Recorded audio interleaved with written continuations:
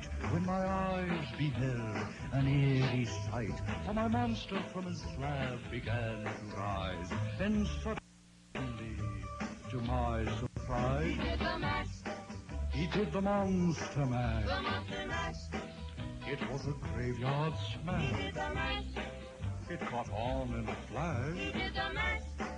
He did the monster mash. From my laboratory in the castle east to the master bedroom where the vampires feast, the ghouls all came from their humble abode to get a jolt from my electrode. They did the mash. They did the monster mash. The monster mash. It was a graveyard They smash. did the mash. It caught on in a flash. They did the mash. They did the monster mash. The zombies were having fun. The party had just begun. The guests included Wolfman, Dracula, and his son. The scene was rocky, all were digging the sounds. Igor on chains, backed by his baying hound. The coffin bangers were about to arrive with their vocal group, the Crypt Kicker Five. They played the mash. They played the monster mash. The monster mash. It was a graveyard They smash. played the mash. It caught on in a flash. They played the mash. They played the monster mash. Out from his coffin, Drac's voice did ring. Seemed he was troubled by just one thing. Opened the lid and shook his fist and said, "Whatever happened to my Transylvania twist?" It's now the mash.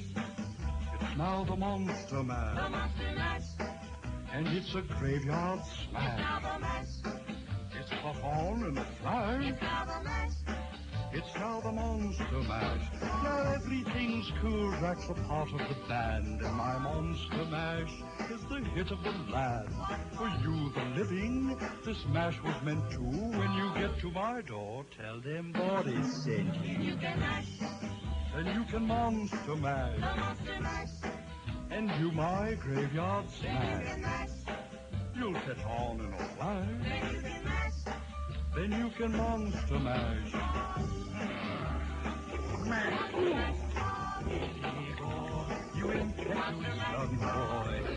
Mash good.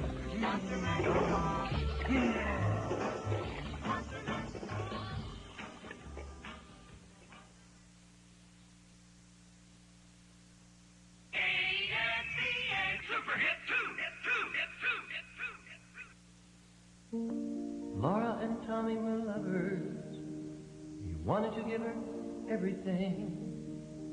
Flowers, presents, but most of all, a wedding ring.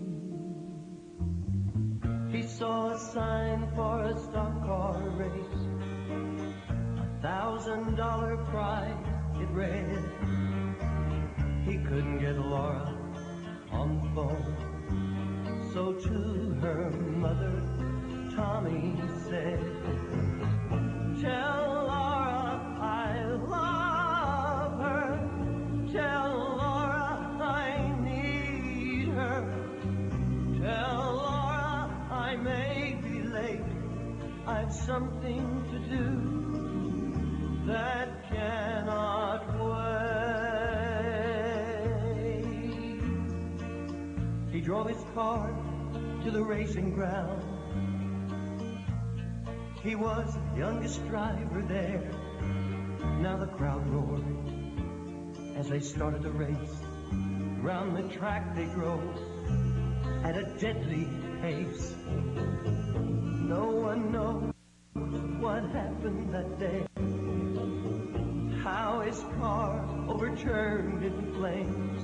But as they pulled him from the twisted wreck, with his dying breath, they heard him say, "Tell Laura I love her. Tell Laura I need her. Tell Laura not to cry.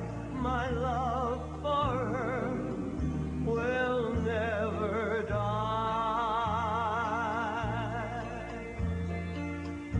Now in the chapel where Laura prayed, Laura Tommy, who passed away. It was just for Laura, he lived and died. But alone in the chapel, she can hear him cry.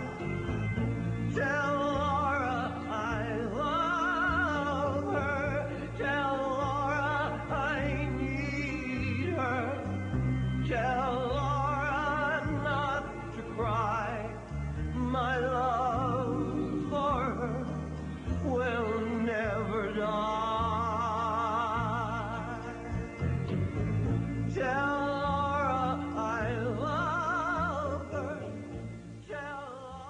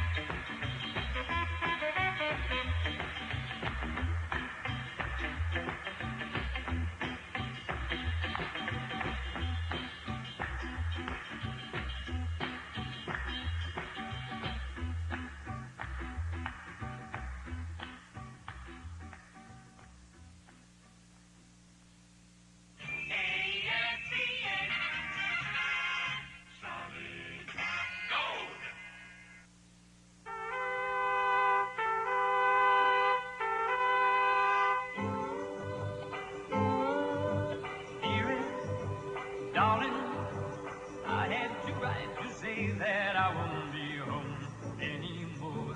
For something happened to me while I was driving home, and I'm not the same anymore. Oh, I was only 24 hours from Tulsa, only one day away from your arms. I saw a welcoming light and stopped to rest for the night, and that is when I saw her as I pulled in outside of the small motel. She was there, and so I walked up to her, asked where I could get something to eat, and she showed me where. Oh, I was only 24 hours from Tulsa, only one day away from your arms. She took me to the cafe. I asked her if she would stay. She said, okay.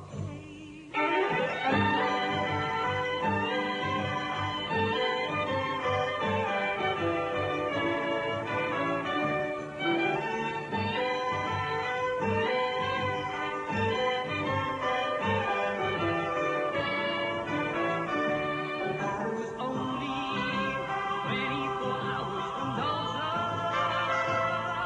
only one day away from your arms. The judge started to play, and that turned into day as we were dancing closely. All of a sudden I lost control as I held her charms, and I caressed her, kissed her, told her I'd die before I would let her out of my arms. Oh, I was only 24 hours from Tulsa,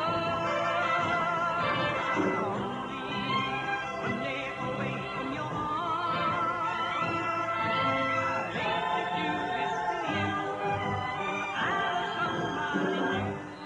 What can I do when I can never, never, never go home again?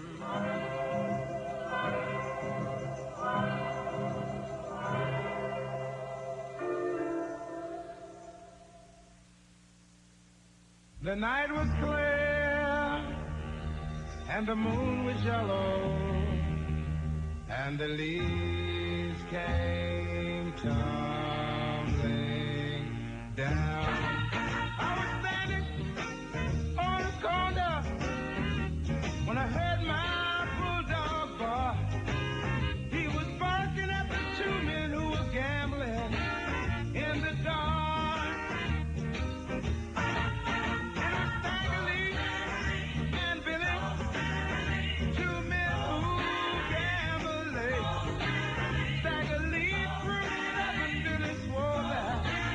He threw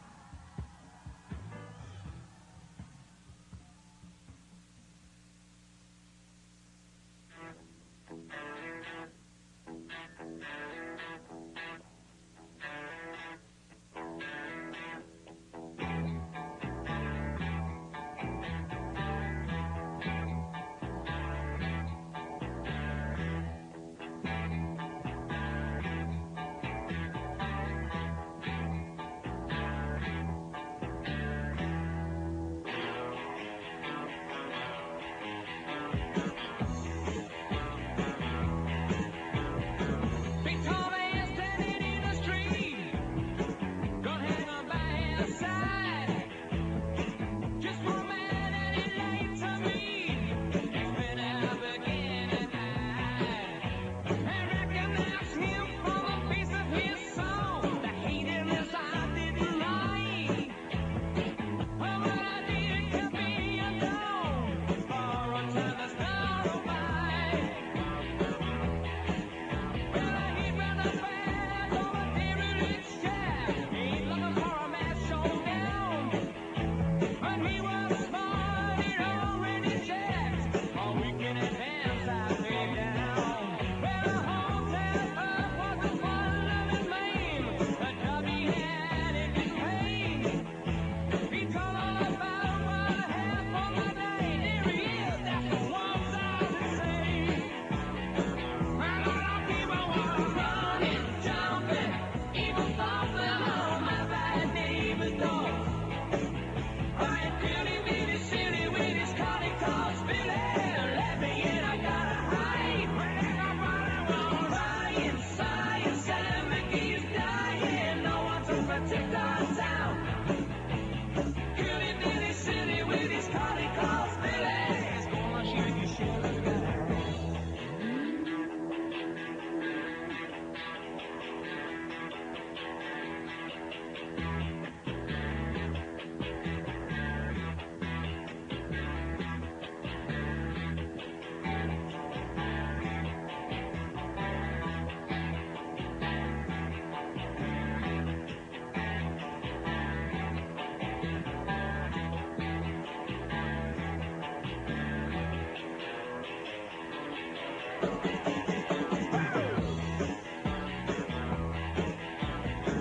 Victoria standing in the street, now a hand hovering ready to fight. Drew out his gun and buzzed the phone. Let me in, there's nowhere to hide.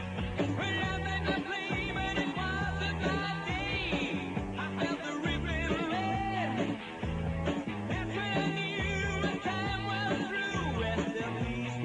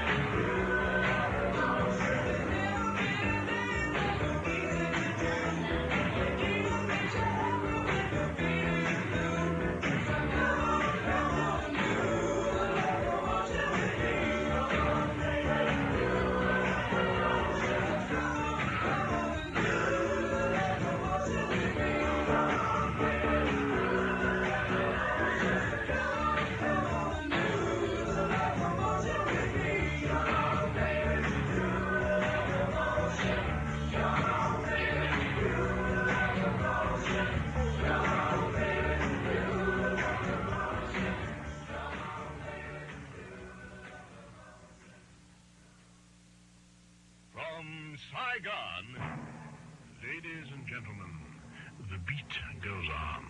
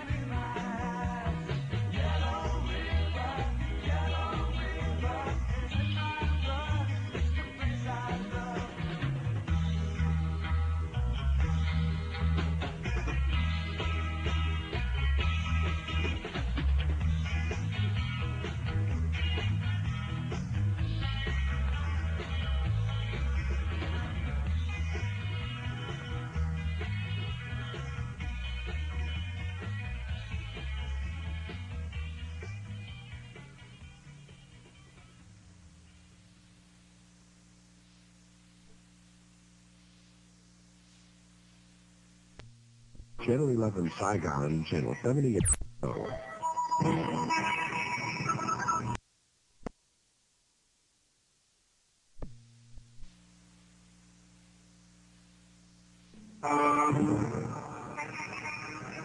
This is AFVN, Channel 11 Saigon, Channel 78 Canto.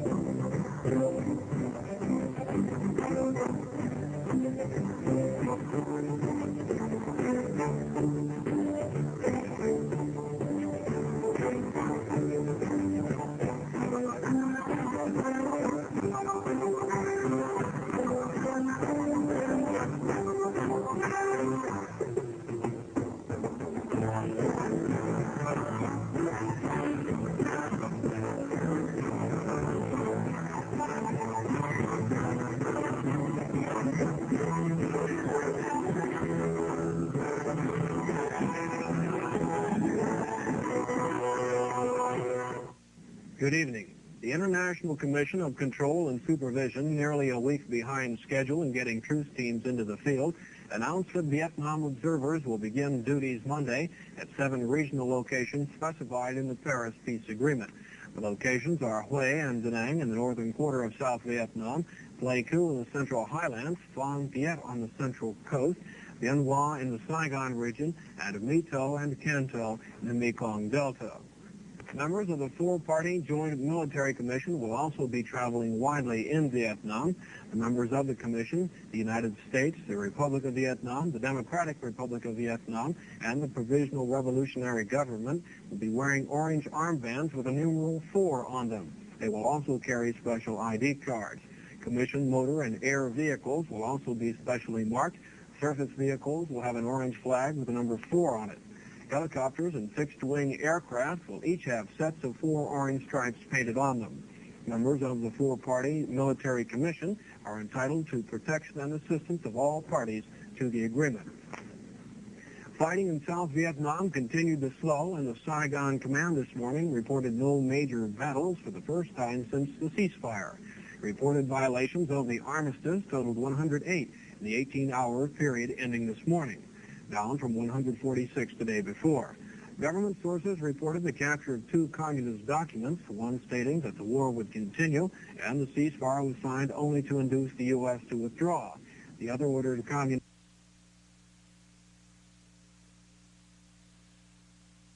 on the Central Coast to keep fighting and block highways. Last Sunday morning, there was heavy fighting near the mouth of the Qua Viet River, northeast of Quang Tri. We have a report tonight from CBS newsman Foster Davis. Say they launched a last-minute offensive and reached their objective precisely 2 minutes before the ceasefire began. Then they say the North Vietnamese counterattacked. There were no outside observers, so the truth of it is unclear.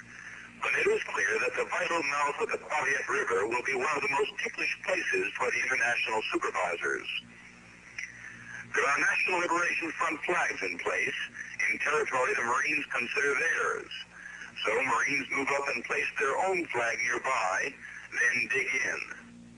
There are more National Liberation Front flags planted beside destroyed Marine tanks. And there are the wounded. Men, the South Vietnamese say, shed their blood after the guns were to have fallen silent. Foster Davis, CBS News. South Vietnam's envoy in Paris says preliminary contacts with the Viet Cong will be at a relatively low level.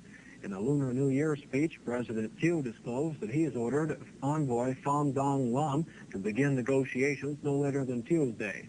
Lam, the South Vietnamese ambassador in Paris, says he has no immediate plans to participate in the talks on a political solution for South Vietnam. Shrouded in secrecy, Vice President Spiro Agnew's special jet plane left Bangkok today for Vientiane, Laos. Agnew left to Thailand after promising continued military and economic aid to the country's leaders. The Vice President has more talks ahead of him with officials in Singapore, Kuala Lumpur, and Jakarta. The Pentagon got a pleasant surprise this week when it learned that Marine PFC Ronald L. Ridgway was not killed in Vietnam combat, but was held prisoner by the enemy. Major General Daniel James made the announcement. The prisoners of war released by North Vietnam on January 27, 1973 contained the name PFC Ronald L. Ridgway, U.S. Marine Corps. Said he was captured on February 25th, 1968. The name and personal data corresponds with Marine Corps records on Ridgway, who had been determined to be dead, with remains recovered and returned to the United States for burial. The body thought to be Ridgway's was buried in a mass grave at the Jefferson Barracks in St. Louis. At the time of the burial, Ridgway's family was told he was one of 9 Marines ambushed near Khe Sanh during the 1968 Tet Offensive. According to the Pentagon, a casualty count taken shortly after the offensive showed there were 9 bodies. It said that although positive individual identification was impossible, Ridgway was believed to be among the dead. The news of Ridgway's POW status was delivered to his mother by phone this weekend. Mrs. Mildred Ridgway, a nurse's aide in Houston, Texas, talked with CBS newsman Richard Roth about that phone call. I said, my son's alive, and he said yes, but he is a POW. I knew what the call was whenever it came through. Were you waiting for a call then? In a sense, I was, because I didn't expect my son to be dead. But it's been 4.5 years. You've heard nothing, and all indications were that he had been killed near Khe Sanh. I know this is the way it appeared, But I never gave up hope on my son. I always thought my son was alive. And it took time for it to come about. I wasn't surprised over the call. You had gone to a man's funeral in St. Louis. You had been told by the military that he had been killed in an ambush. And you said, despite this, you had known, not just a matter of hope, you had known your son was alive? Yes, I went to the service, but I also said that my son was alive when I went. I told them then that my son was still alive. Why did you feel this way? Intuition, I don't know exactly what you call it, but I never gave up hope on my son. I just felt that God was taking care of him, and like he does all of us. The U.S. Command issued an official strength summary listing 21,800 American servicemen as of Wednesday. A spokesman says American troops are being withdrawn at the rate of about 400 a day. Under the current schedule, the United States will meet the March 28th deadline. The Army has filed charges of mistreatment against a staff sergeant at Fort Dix, New Jersey. The charges are said to stem from the death of a private who collapsed during a basic training exercise. A spokesman says the charges against Staff Sergeant John Layton will be thoroughly investigated to determine their truth and if they warrant a trial. The Navy has discharged some 3,000 alleged troublemakers, both black and white, and another 3,000 more may be dismissed by the end of the month. Navy officials say the purge follows a series of racial incidents and shipboard disturbances. Elliot Richardson took over this week as the new Secretary of Defense. We have a film report tonight on ceremonies at the Pentagon from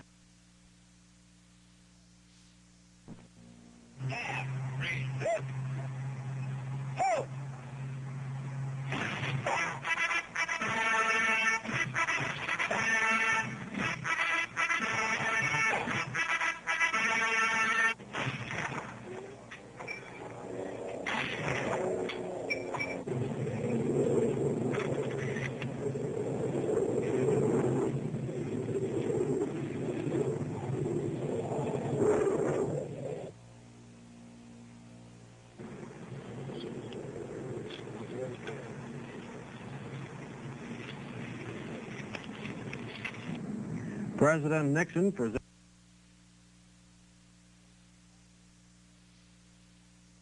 approach to Congress today in the first of several written messages to Congress, which he's substituting for the traditional State of the Union speech. Anticipating congressional opposition, the president tried to enlist the support of legislators in plans to cut federal programs and encourage state and individual initiative. Details of his plans will be outlined in successive reports which the president will send to Capitol Hill. The president did assess the nation's condition at the outset of 1973 as economically strong, militarily secure, and most important of all, peace at last after a long and trying war. Democratic leaders on Capitol Hill reacted with polite skepticism to Nixon's plans. House Leader Carl Albert phrased it this way: "I do not subscribe to the philosophy that the White House knows best. Still to be settled is the question of the executive's constitutional authority to withhold federal spending ordered by Congress." House Republican leader Gerald Ford sided with the president's move to curb excessive federal spending of taxpayers' funds. The president these past few months has adopted a controversial program of refusing to spend funds appropriated by Congress, a policy that's made not a few congressmen angry. A Senate committee held hearings on the matter this week. CBS newsman Barry Seraphim has that story. Bill by North Carolina Democratic Senator Sam Ervin, which would require the president to justify decisions to impound authorized funds and allow Congress 60 days, in the words of one senator, to unimpound them.